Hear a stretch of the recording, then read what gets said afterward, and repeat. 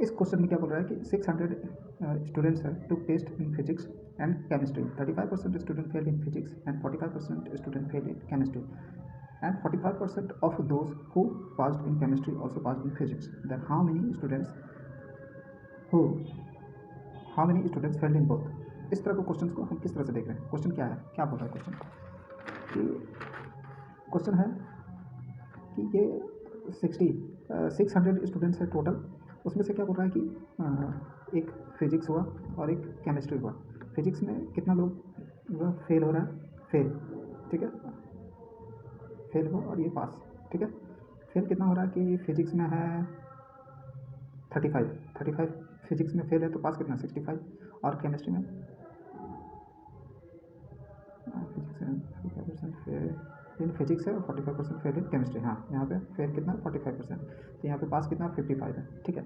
यहाँ पर एक सोचने वाली बात है, सब जगह हम देखते हैं कि यहाँ पे बोलता है कि 40% पास इन बोथ या पास फेल इन बोथ, लेकिन यहाँ पर क्वेश्चन क्या बोल रहा है कि 40% of those who passed in chemistry, मतलब केमिस्ट्री में जो पास हुआ है, मतलब ये 55% जो है, इसका 40% निकालेंगे तो कितना आएगा, 40% निकालेंगे 4 × 20 2, 4 × 20 22, ठीक है,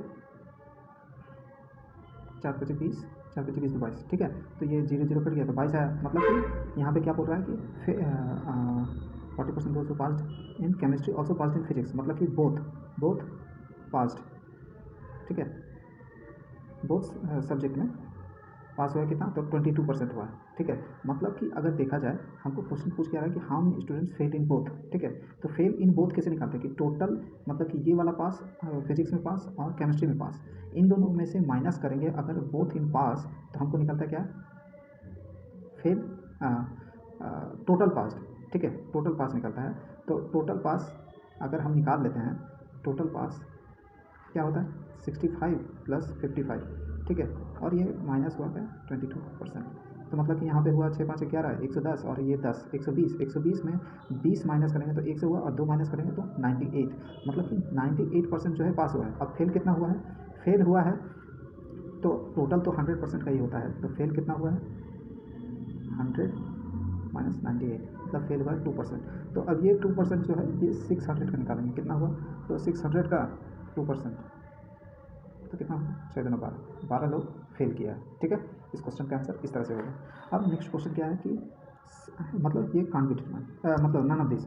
अब यहाँ पर क्या है, in an examination 70% of the candidate passed in history, 50% in geography, 20% student failed in both the subject, 500 student passed in both the subject, and how many student appeared for the examination, ठीक है। अब यहाँ पर इस question को कैसे करते हैं देखते हैं। 70% पास है हिस्ट्री में, हिस्ट्री और ज्योग्राफी, इसमें भी 2 सब्जेक्ट हैं, तो पास, और इसमें फेल, ठीक है। तो इसमें 70% पास हुआ है और इसमें 50% ज्योग्राफी में पास हुआ है, 20% फेल हुआ है बोथ, ठीक है, बोथ में फेल हुआ है 20%, ठीक है, ये फेल का लिखते हैं, फेल हुआ है। लेकिन अब यहाँ पे देखें, हिस्ट्री में पास हुआ अगर 70 तो फेल हुआ कितना 30, और यहाँ ज्योग्राफी में 50 पास हुआ तो 50 फेल हुआ है, ठीक है। तो इसमें हमको दिख रहा है कि if 500 student pass in both the subject, 500 pass in both the subject, और पास को हम कैसे निकालते हैं, टोटल पास को, टोटल पास माइनस टोटल बोथ पास निकालते हैं, कब निकालते हैं, टोटल पास होता है। तो यहाँ पे बोल रहा है if 500 pass in both the subject then how many candidate appear for the examination.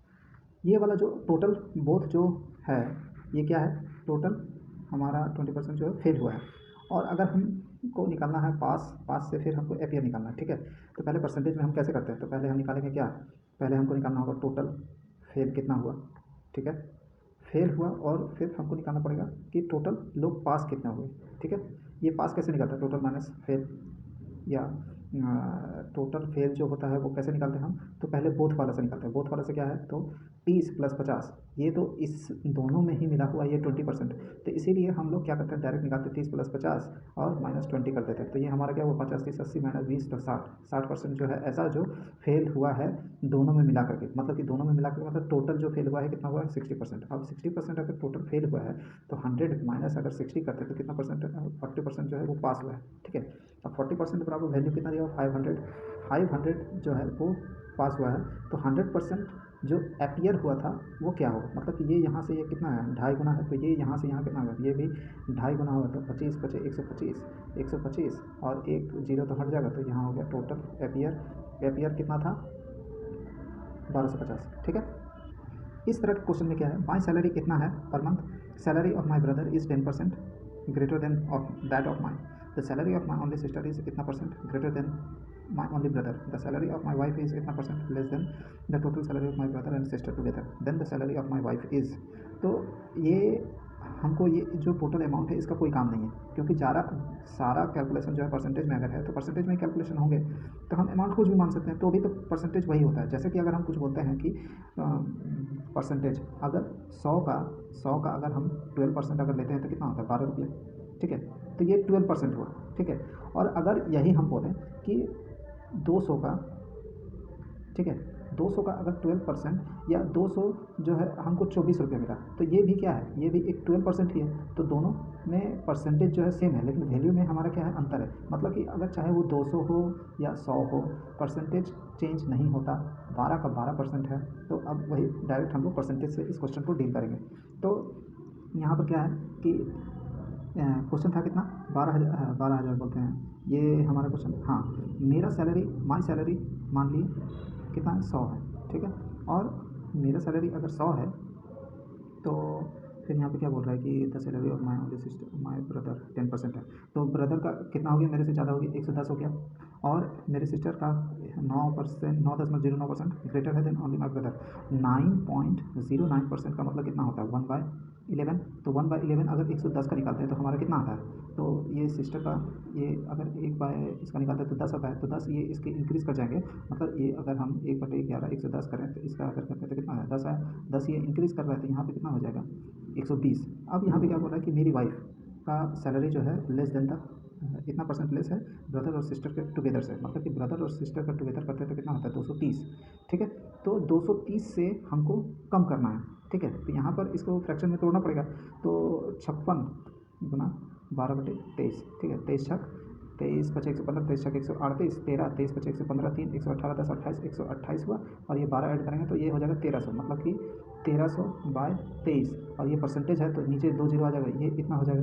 ठीक है, तो और ये बोल रहा है कि इतना लेस है, तो 13 अगर 23 में से माइनस होगा तो कितना होगा 10/23, 23 से 23 यहाँ 10, तो इक्वल टू हो गया क्या 100, मतलब कि मेरी वाइफ का सैलरी कितना हो गया 100। अब क्वेश्चन में हमारे क्या बोल रहा है कि कौन सा सही है, greater than my sister salary, greater है नहीं, 100 है यहाँ पे, और सिस्टर का है 120। ठीक है, 33 इतना percent less then my sister salary. अब इसको अगर हम निकालेंगे तो कितना होगा, यहाँ पे 23 23 69 9 6 और 23 23 69 और 6 75 और 11, तो 700 700 760 70 770/23 777 ये अगर 230 से 200 सिस्टर करेंगे तो ये मैच नहीं कर रहा है, लेस कहाँ है। और ये अगर इक्वल्स टू माई सैलरी देखा जाए तो ये 100 और मेरा सैलरी 100, तो क्या हो गया, ये सी हमारा आंसर हो गया। ठीक है, इन सभी क्वेश्चन में सबसे, अब मैं छाटे हुए क्वेश्चन ही डाल रहा हूँ। जैसे कि ये हो गया, लगान is levied on 60% of the cultivated land. ठीक है, लगान जो लेविड किया जाता था 60% लैंड पर, और लेकिन यहाँ पे क्या बोल रहा है कि लेकिन रेवेन्यू डिपार्टमेंट जो कलेक्ट करता है टोटल 3,84,000 रुपये थ्रू लगान from the village of Sukhiya के विलेज से। लेकिन सुखिया एक क्या है, एक रिच फार्मर है, पेड ओनली 480 रुपये एज ए लगान। The percentage of total land का बोल रहा है कि Sukhiya over the total taxable land of the village is, मतलब कि टोटल लैंड बोल रहा है ना, तो हमको 480 रुपये मिला है अभी, तो किसके ऊपर 60% है, जो 60% के ऊपर मिला है।